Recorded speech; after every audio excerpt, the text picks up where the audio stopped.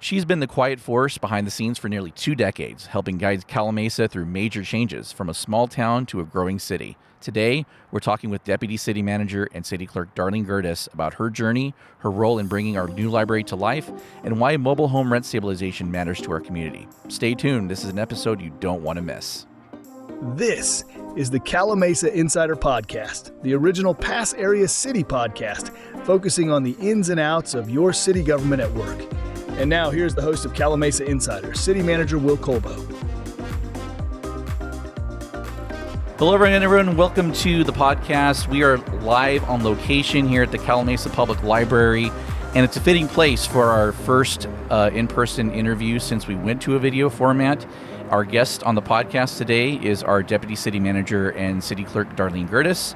Darlene, welcome to the podcast. Thank you. So let's start at the beginning. Can you tell us a little bit about your background before you started with the City of Calimesa in 2006? Well, I've done a number of things. Started working when I was a teenager. So I went everything from fast food to cleaning motel rooms, to data entry, to insurance, to finally local government. I even taught a little preschool in between there. And then started with local government back in 1994. Started working with the city of Yucaipa as administrative assistant. And was there for 14 years. Worked my way up to the city clerk's office and been at Calimesa since October of 2006. Started as the deputy city clerk, then became the city clerk, and then eventually city clerk, deputy city manager, city clerk. So what originally brought you to Calimesa? Well, I moved to Yucaipa with my family in 1985.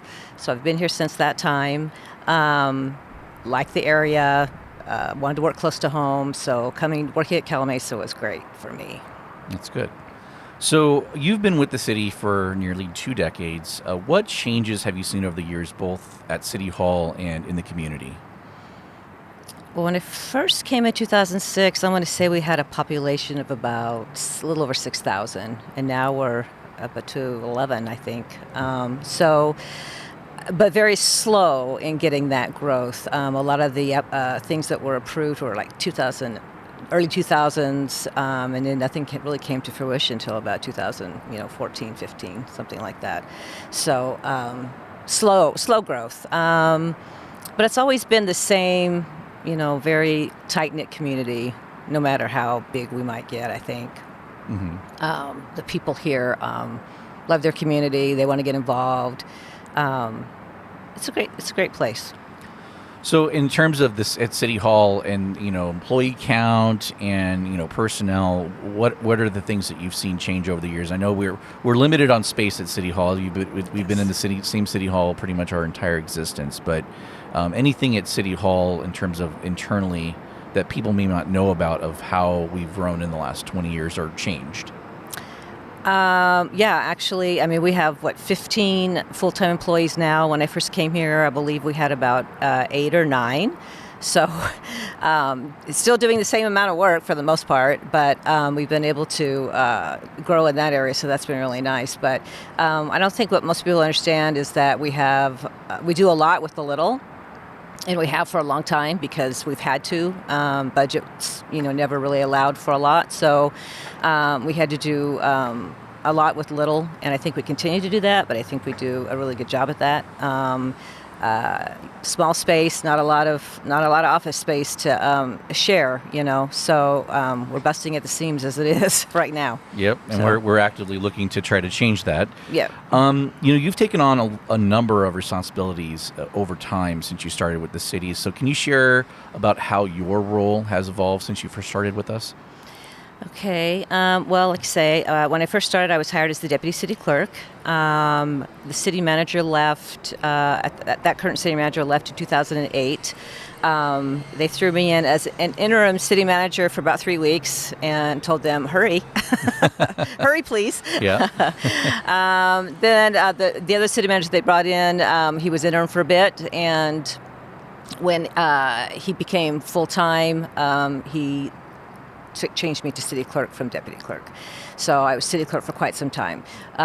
We lost an employee who did the HR and risk management, and when she left, I gained those responsibilities as well. So that's where all of that came in. And then the next city manager that came in then promoted me to deputy city manager, city clerk, HR, risk manager, overall office manager, Yep. IT. Mobile all home those rent things. control, Mobile which home we'll rent talk control. about in a moment. Yep. Yep. All those things. Okay.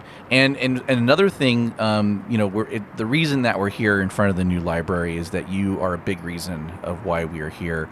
So can you tell me about your involvement? I know sometimes it's hard for you to, kind of brag on yourself a little bit and boast, but I think it's very appropriate in this situation. So tell us about your involvement in the library.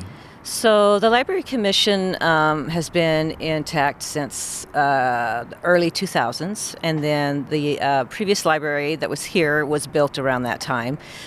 Before that, the library was housed in the senior center in one of the rooms there, and so that new modular building was a step up at that time, and they were very excited about it, and it worked for us for 25 years or more. And but I have been the staff liaison to the Library Commission since that time, and have worked with many various library commissioners who always had the same goal, and was to get a big library so that we have enough room for all of our community to enjoy. And so it's always been at the forefront. There were times that we did surveys, so we understood with the community, so we knew what they wanted in the library. And those were very helpful when Bonnie Johnson, the previous city manager, and I met with the county in regards to the participation together in building this library. So all of that was, all that work from all those years was part of that, and which was very important. So, and now we have what we have today, and it's a beautiful building, and very exciting. Excellent. So, looking at yourself personally, like what's one interesting, surprising fact about you that people might not know? I don't like that question.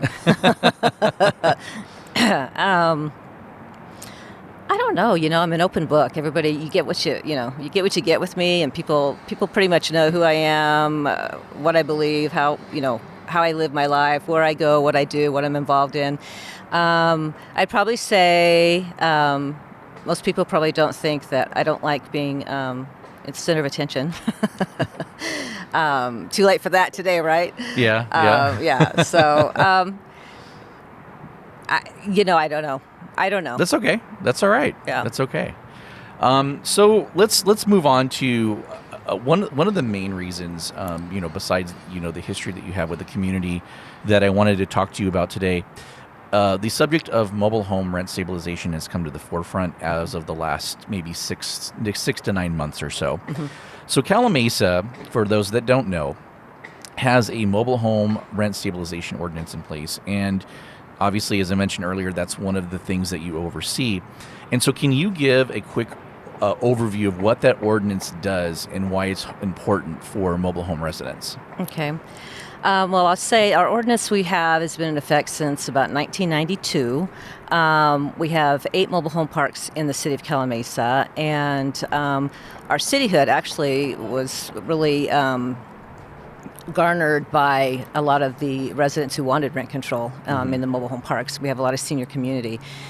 But the ordinance went into effect in 1992, has been changed some in the last years. 2011 we did an update, but it's there to protect not only the resident, but the park owner has to have some protection as well. The residents live on somebody else's property.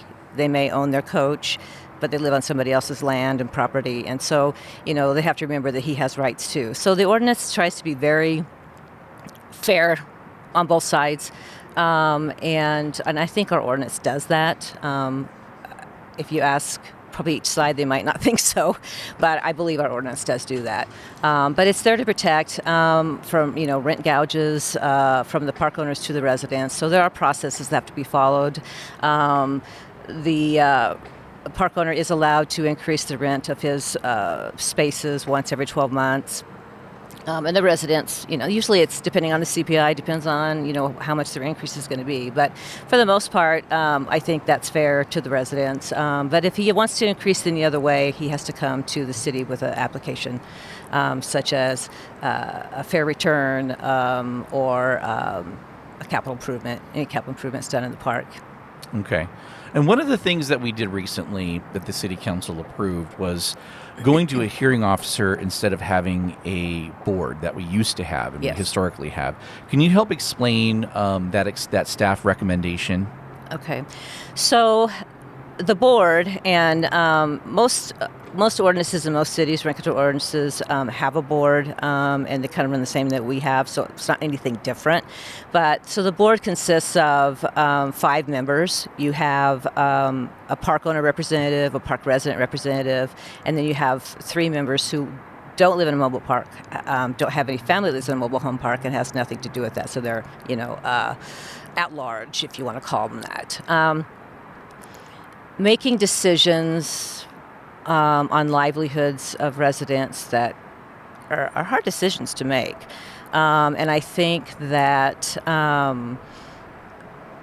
having said that, it was hard to get people to be part of that board. We had a hard time finding people who wanted to be part of the board. We found out about a hearing officer. We felt like the hearing officer would be the better way. He's more of a neutral. It's easier, I think, for him to make those non-biased decisions because he doesn't know the park owner, he doesn't know the residents, and it's easier for him to make that unbiased decision. So staff felt like that was the best way to go for us here.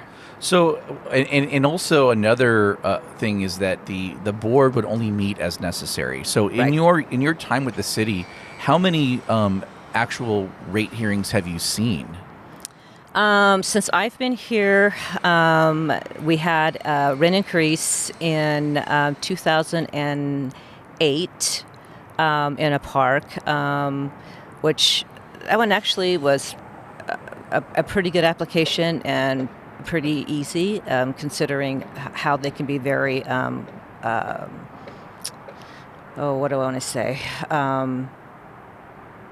Just not easy to pull the information together, find the burden of proof, those kind of things. So we did have one in 2008 that went through, and then in 2013, an application was submitted for one of the other parks for a very, very high rent increase.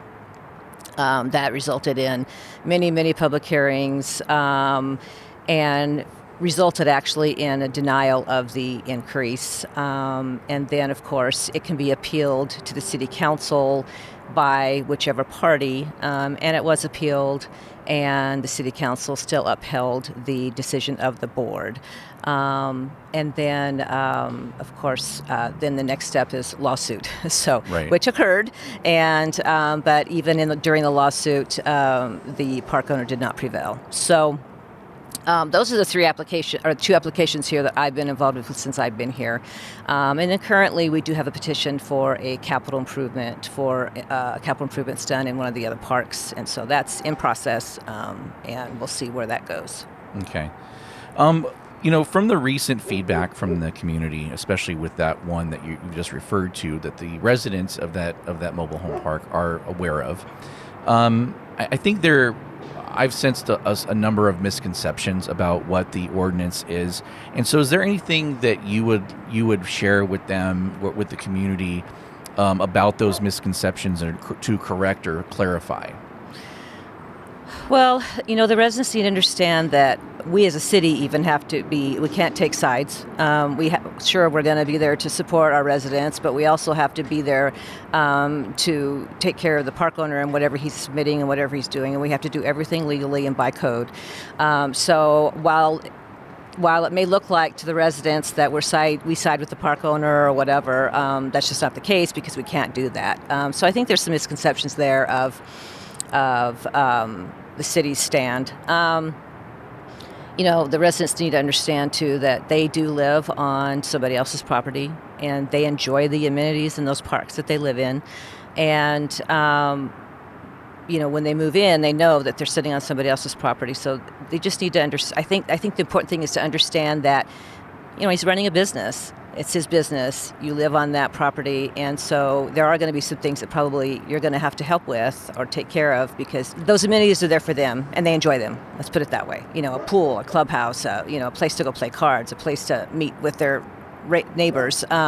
So there is a sense of responsibility on the park resident as well when it comes to those amenities. Right. So, I mean, at the end of the day, it comes down to even the United States Constitution, due process, right? Mm-hmm. The residents are entitled to due process, but so are the owners. So exactly. Everybody that has a stake in this is entitled to due process, and that's what our ordinance and the process that are followed is trying to make sure that all sides do have that in place.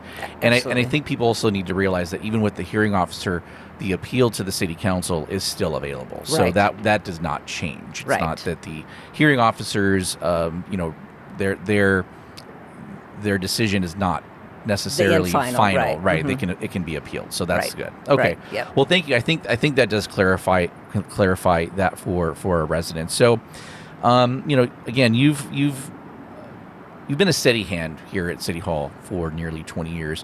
What keeps you motivated and passionate about serving the community?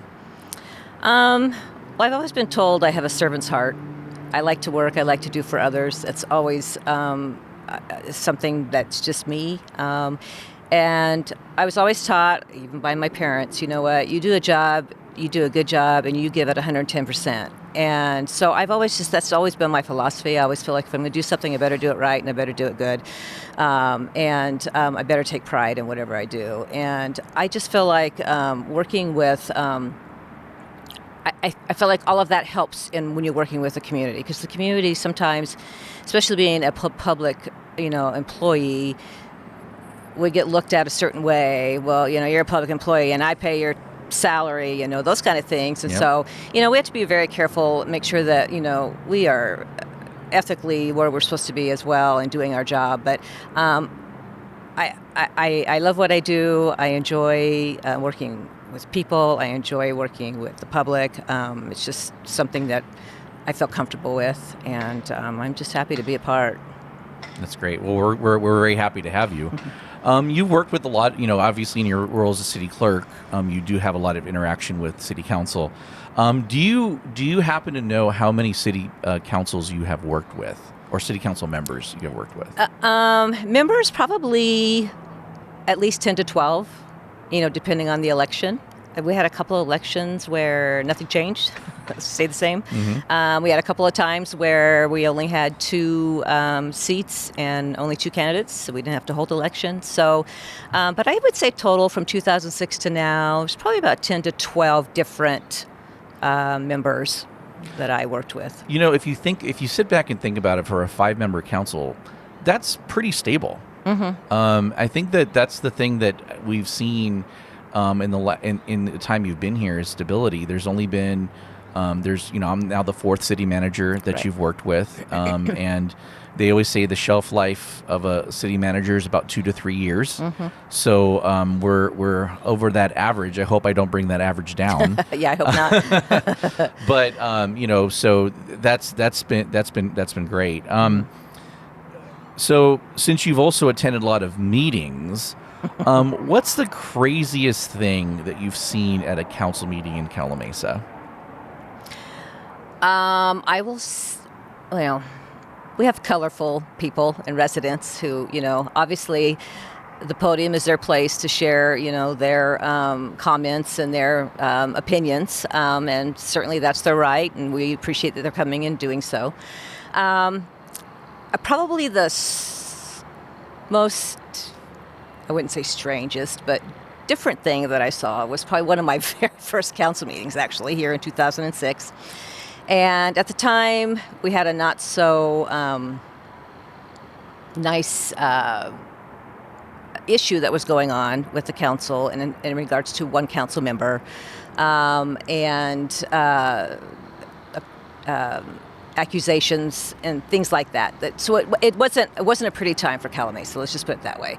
And I do remember someone coming to the podium with a broom and a dustpan, and telling the council that this council member needs to step down and they need to sweep this man out of the city, and she was very colorful in her words and her dress, and she wanted to get her point across, and I don't know that she did or she didn't, but she certainly made an impression. She made an impression for sure. Yeah. So that was probably one of the craziest things I'd ever seen, because I was like, wow, what's this? What is happening here today? But, again, we may not like what some people come to the podium and say, or their attitude, or what they talk about, but, it's their right, so we have to just kind of allow them to do that. Sure. Absolutely. So, yep. So. Understood. Yeah. What advice would you give someone considering a career in local government or public service? Well, like I said before, they need to have a heart for working for their community. Being able to, I guess, you kind of grow some thick skin, when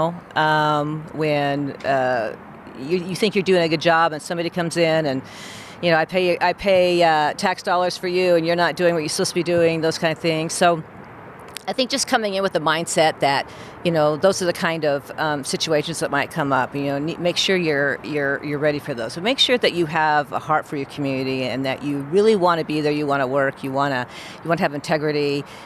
Work with a team, and not be it's a team. It's not I. So come with that attitude that we do this together. But get your degree in public administration or business administration to lead that way. City clerk is a great position. You're a glorified administrative official, but it's, you're the keeper of all the city records and the history. And to me, that's fascinating to me. And those are the kind of things you just really need to study first, really what positions you'd be interested in before you come. But Right. Have a heart for the community, and for your job and for where you are. No, that's great. I think that's the right attitude to have, and that's people that don't understand that and don't understand that mentality. Usually they struggle with it, and they eventually will leave. Yeah. So I think we're fortunate that we've gathered a group of people here at our city that all have that same philosophy. So I really think that's great advice. Looking back at your time here, is there a particular project or moment that you're particularly proud of? Gosh, you're going to make me look back really far. Make me feel how old I am. No. We've done a lot in the city. I think a lot of things that I'm proud of is we've been able to do some improvements around the city, the senior center, the city hall, our CD annex, those kind of things. And I like being a part of that. I like being able to, I shouldn't say I'm not a designer by any means, but I like pulling colors together and looks and things. And that's fun to me. And I feel like we have a really beautiful, we took our 1980s senior center and took it to a higher level of prettiness, style. Yeah. And so I'm very proud of that. I think it's a great building for all to enjoy, and I'm proud of that accomplishment and some of the things we've done at City Hall. And the only other thing I would say is just my participation in helping with this beautiful library. Yeah, I was going to say this right here is a pretty good accomplishment, I would say, and you were a very big part of that. Yeah. Lastly, Calimesa is a growing city. What do you hope for its future, and how do you see your role continuing to support that vision? Well, I'm not going to be here forever. I'm hoping to retire soon. I know. I try to forget that part, but however, I wish well for Calimesa. This is a beautiful community with beautiful people, and it's inevitable. If you want to grow and you want to offer more things to your citizens, you got to grow in business, and you got to grow in some of those things that, maybe everybody doesn't want or doesn't want to see. But we got to have that type of growth and business growth to be able to prosper and to be able to offer the things to the community that we need to offer. So that's my hope, is that we can continue to do that, that we will flourish in, businesses to bring the funding in that we need for the city to grow and be able to, have things like our own Park and Rec Commission, our own Park and Rec Department, and, a lot more, when our parks are growing and things like that, have the staff to take care of those things. So, but all that takes time and money and, businesses coming in and sales tax. And I don't think a lot of people understand that we can't just hire somebody just because, there's a need. We got to make sure we can, financially handle that too. Right. And we always see this dichotomy of people wanting more services, but not the development and growth that's going to be there to provide the tax base to do that. Right. They think that the tax base that we have can just sustain that forever. And just the way, I've explained this on the podcast before, just the way we're structured in this state and how tax revenue works in this state, it's just not feasible. It's impossible to do because your revenue will never keep up with your costs. So, thank you very much for joining us on the podcast today. We really appreciate it. You're welcome. And so that's going to wrap it up for us. Don't forget to join us every Friday from now until August 29th for our Friday Food Roundup. From 5 p.m. to 9 p.m. At Summerlin Park, 1000 Engelman Drive. Also, mark your calendars, and I know Darlene's a big fan of this one. Mark your calendars for Saturday, August 30th for our 35th anniversary celebration, which will take place from 6 p.m. to 9 p.m. on Myrtlewood Drive between Calimesa Boulevard and 5th Street. We'll have food trucks, vendors, a carnival area, live music, and so much more on this trip back to the 90s. Hope to see you there. Our next City Council meeting is Monday, August 18th at 6 p.m. at the Norton Young Live Senior Center at 908 Park Avenue. You can attend live and in person, or you can catch us live or on demand at the city's YouTube page by going to calimesa.gov. Like, follow, and subscribe to the podcast on YouTube, Instagram, and TikTok, all at Calimesa Insider, one word, or you can visit calimesa.gov/podcast for all of our podcast links. Until next time, I'm Will Coble. Have a great weekend, and I'll talk to you again next time. Take care.